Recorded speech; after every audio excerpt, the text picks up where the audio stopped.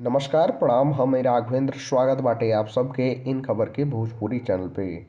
तो भैया ठंड का असर दिख रहल बाटे और लगातार ठंड तेजी से बढ़ रहल बाटे। उत्तर प्रदेश में कड़ाके का ठंड पड़ रहल बाटे, लेकिन ये कड़ाके के ठंड के बीच में ही उत्तर प्रदेश में शीतकालीन अवकाश के कारण 1 जनवरी से बंद बेसिक शिक्षा परिषद के 8वीं तक के स्कूल सोमवार यानी कि 16 जनवरी से फिर से खुल जाई।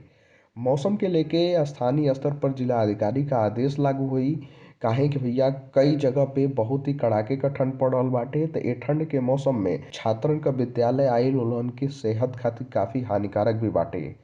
माध्यमिक स्कूल में भी सर्दी के देखत हुए समय में कईल गईल बदलाव खत्म हो जाई। जारी समय सारणी के अनुसार परिषदीय प्राथमिक व पूर्व माध्यमिक विद्यालय सुबह 9 से दोपहर 3 बजे तक संचालित हुई हैं। तो वहीं माध्यमिक पूर्व निर्धारित समय सुबह 8:50 से दोपहर के 2:50 के बीच में चली। तो भैया फिलहाल ये खबर में इतना ही। देश दुनिया से जुड़ल तमाम खबर देखे खातिर आप सब जुड़ल रही इन खबर भोजपुरी के साथ। तब तक खातिर नमस्कार।